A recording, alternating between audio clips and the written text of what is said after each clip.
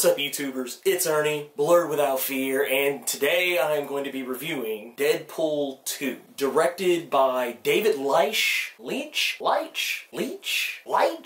I don't know, has taken over directing duties on this one. The original film being directed by Tim Miller, it was like a knockout of the park, an all-around great film. This one there was a little trepidation because we got a new director, we got Ryan Reynolds doing a lot more on the producer and writer side of things, there's more money behind this movie, and higher expectations.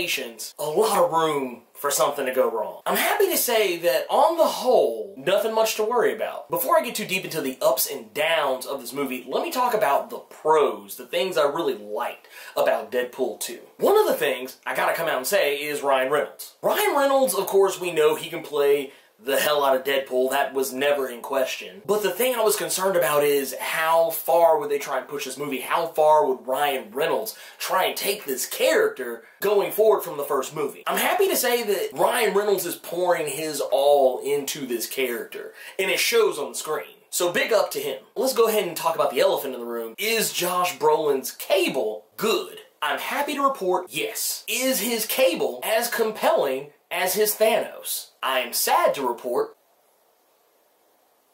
but that's not really a big deal to me in this movie, because that's not what I came here for. I really just came to this movie to see the reactions and interactions between Deadpool and Cable. And in that, you get spades. Josh Brolin's pretty much playing Cable the way I kind of imagine him in the comics. I always thought Cable was kind of a one-note character, not really a lot to him. The epitome of what was comic books in the 90s. Lots of pouches. He's exactly that, but brought to life on screen. But a character like that can only be so three-dimensional. But all in all, I thought he did a good job. They even poke fun at the fact that he's not even tall enough to play the character, or that he's not as big as the character is depicted in the comics. Now, the real standout in this movie, for me, was Zazie Beetz as Domino. She killed it. Everything she did was fantastic. I honestly believe they saved the best lines for her character. Isn't that a little derivative? You're absolutely right. Not to mention, she is when you get to see David Leitch?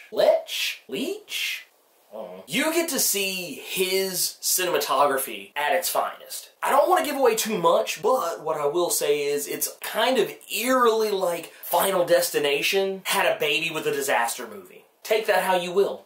Now, the other thing people are probably asking, because, you know, it's a Deadpool movie, it's gonna be a hard R-rated comedy action movie, is it funny? I'm happy to report it is hilarious. But, much like the first movie, not every joke lands. They hide it very well because you spend so much time laughing at the first two jokes that they tell, you don't really pay too much to the third and fourth joke that didn't really land. When they were really going full-on hard R with the jokes, I mean, they were shooting about 70% from beyond the arc. But when they played it a little more safe with the humor, I felt like they were shooting about 90% in the paint. But that's not a bad thing. I mean, literally, it is really difficult for any comedy movie to be funny 100% of the time. I honestly can't think of one. Okay, now I've gushed about the things I liked about this movie. Now it's time to tell you about things I didn't. One of the things I didn't like was the plot. And I know what you're thinking. Deadpool, plot. You expected a plot? Actually, I didn't. That's the problem. They actually tried to put together a coherent plot, and that's not a bad thing. The thing is that the plot is really difficult for you to attach yourself to based on one particular factor. And you can't really talk about one without talking about the other, so I'll just go ahead and point at the other elephant in the room, and that's the boy. Russell, played by Julian Dennison. Now, he's not a bad actor. He plays the character really well. The problem is with his arc. They make it really difficult for you to like this kid. Which sucks because there is a lot of good messaging and symbolism with his character.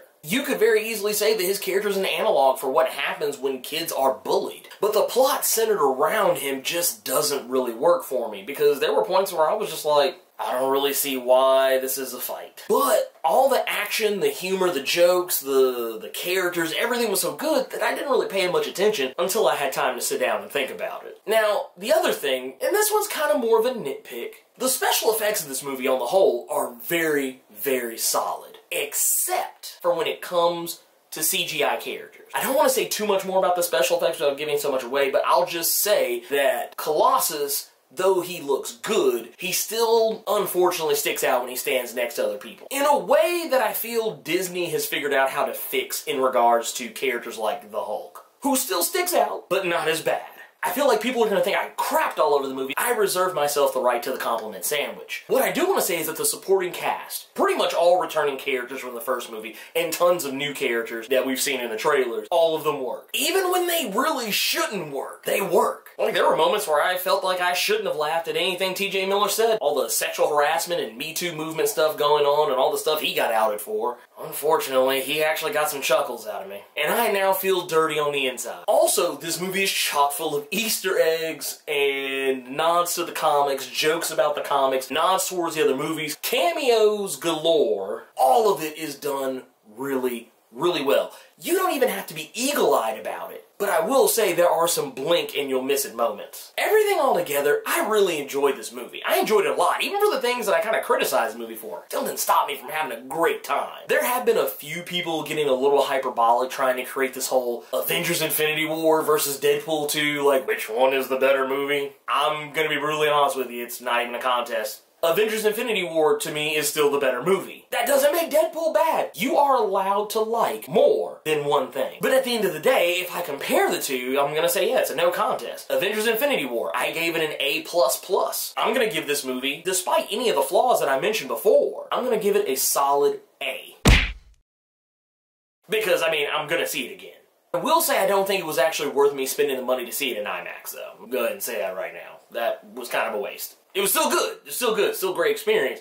But there wasn't really enough in the movie to make me go, oh wow, I'm so glad I saw it in IMAX. But anyways, let me know what you thought about Deadpool 2. Sound off in the comments. If you enjoyed this video, Hulk smash that like button. And if you want to see more awesome videos like this one, make sure you click subscribe so you can become one of Earth's mightiest subscribers and tap that bell so you know when I post up. Thank you for taking the time to watch this video, and hopefully I'll see you all next time. Plus Ultra!